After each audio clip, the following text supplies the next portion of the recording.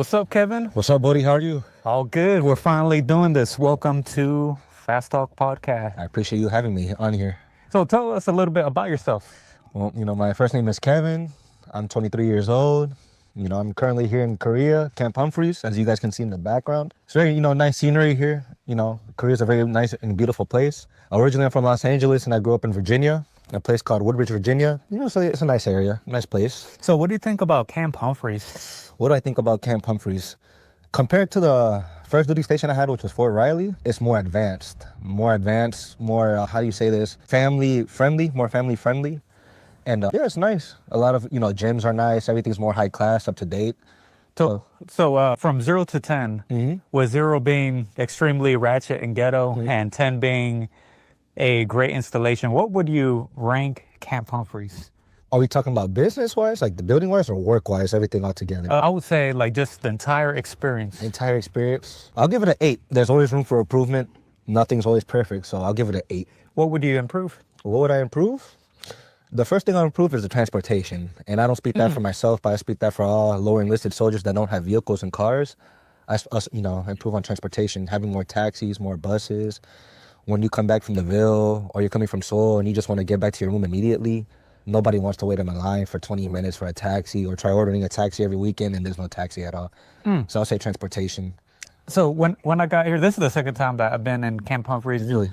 The first time, obviously, I didn't have a car. And then the second time, I'm just going to do my 1 year of hardship or whatever. And then, so it didn't last much because of that. Yeah. Because it was like about 8 or 9 months that I was getting into these taxis. Yes. And I realized how expensive it was. I remember I spent like $400 every month, and I was just going to work and maybe like once or twice. That's a lot. Yeah, that's a lot. That's crazy. Yeah. It's like, oh shoot, I needed to go to this building. I need to, or I just want to go to the PX.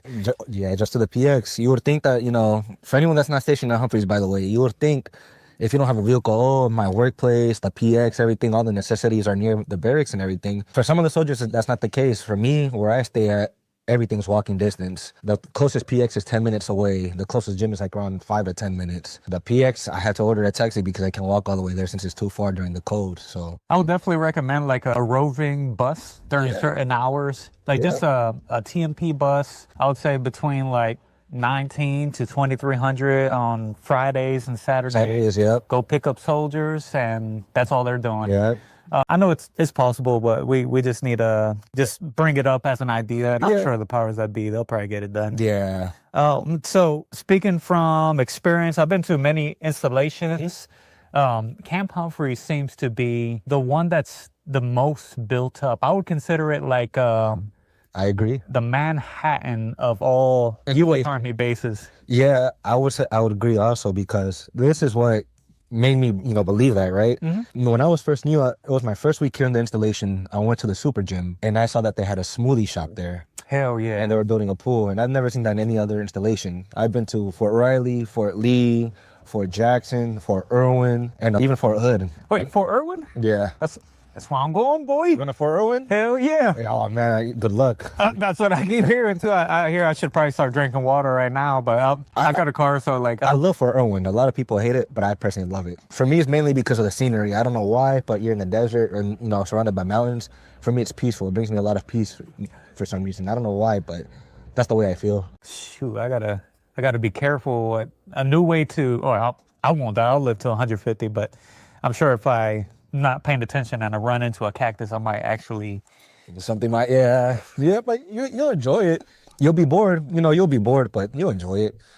That's the beautiness of life. Just focus on the scenery and stuff. It's always the small things that you got to focus on.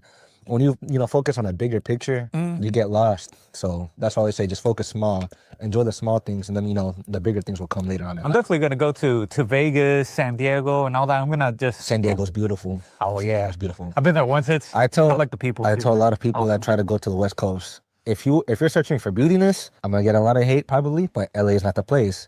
And this is speaking for somebody that's, from LA. Well, you're talking about people or the place? The place, the scenery and everything. Okay. Like the cleanliness of the city, San Diego all the way. Oh, yeah. Yeah, cleanliness of the city, San Diego all the way. So what is your favorite state out of all the states that you've been to? Man, I've been through a lot of states, right?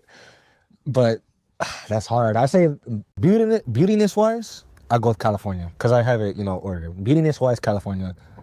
In terms of living, I would say it's between Texas and Virginia. Okay. Yeah, I would say Texas and Virginia. You've been to Virginia, right? Yeah. What do you like about Virginia? Just the pace, the way everything is. A lot of people say this, and I say this. A lot of people I talk to from DC and everything, they call it the mini New York. Everything's so fast paced when you enter DC, but once you get out of it, it's still city, but still, at a slow pace, and everything's calm. And you'll see a lot of good stuff. You can go on hikes and stuff like that. In Northern Virginia, it's like a melting pot. You can try different foods from different cultures and stuff like that. So there's, people think of Virginia as, all country, all slow, but no, I'm not gonna say slow, but like boring and stuff. There's a lot of, cool things you can do in Virginia. All right, controversial question, but would you consider DC, Washington, DC, Yes. more Maryland or Virginia? I know it's not either or, but like, let's say one of those two states had to like fight to the death over Washington, DC. Maybe not to the death, but like, who deserves it? Maryland, 100% Maryland. Why is Maryland? Well, when I go to Maryland, also Riverside, Suitland, and all those areas, it's still like DC. I still feel like if I take you, right, and I take you to those areas in Maryland, you wouldn't be like, oh, I'm in Maryland. No, you'll be like, oh, this is still a nice area of DC and everything, until somebody says, no, you're in Maryland. You're like, what? This is Maryland? Should Washington DC be the 51st state? Nope. Just leave it how it is. It's too small to be a state. So I had an idea. Yeah. I'm from Puerto Rico. Yeah. But a lot of my family has been in the United States Army or in the Navy or just in the military in general. And I'm like, damn, like, it would be nice if Puerto Rico was part of the Union. No. But I don't want to change the flag. I have a controversial question for you. I would annex it to Florida. That way we keep the flag the same. And then maybe Washington, D.C. under one of those two states. Yeah. And, well, I don't know what to do about Guam and all that, but what do you guys think in the comments? Yeah, well, what do you guys think? I always wanted to go to Guam also. Any suggestions on where I should, what should I do? Other than, of course, swimming at a beach or anything. But is there any cool things I should do when I'm Guam or trying any good food out? Give me suggestions. So what is your question? My question is, this is controversial also. And this is actually the first time I ask a Puerto Rican this, right? If they give you a choice to make Puerto Rico its own country, would you rather do that than become a 51st state? So personally, I want Puerto Rico to be a state. Oh, wow, okay. But it's only for selfish reasons. Yes. So for me, it's because most of my family has been in the United States Army or the military. My brother's in the Navy. Yes. My grandpa was in the Korean War. Yes. I want it to be a state because enough Puerto Ricans have for the United States abroad to the point where I want Puerto Rico to be recognized as a legitimate part of the United States with full rights, full everything. Yeah. Even though I'm able to vote because I could go to, like, let's say North Carolina, buy a house there, and then I could vote. Yeah. Most of my people in Puerto Rico aren't allowed. Yeah. They don't have a voice, only a representative in Congress. Yes. But that's as it. far as it goes. That's it. Yeah. I mean, I think it would be pretty cool if, Puerto Rico becomes its own state. But at the same time, I wonder if, other Puerto Ricans want it to be its own country. Right now, it's pretty much divided. We had a referendum. It's too close to call. I think it's just not time. And a lot of people think Puerto Rico is automatically going to be a Democrat state. Yeah. You think it'll be a Republican state? Nope. It'll be a battleground state. Puerto Ricans can be very logical. They're right in the middle. Who's going to be helping them? Like, it's kind of hard to trick a Puerto Rican. Like, we know. Yeah. We know what you're about to do before you do it. Yeah. And it's not as simple as, like, let's say a Democrat president were to put to make Puerto Rico part of the union. Like, oh yeah, we're just going to be a Democrat. No. Yeah. We don't work like that. Oh yeah. You guys, we don't. You guys decide what's best for you guys at the end of the day. Yeah, at the end of the day, like we know if we're getting played. Yeah. We know. We've been a controversial thing I'm gonna say, but I wish I wish more Americans thought that way. Also, they thought logically.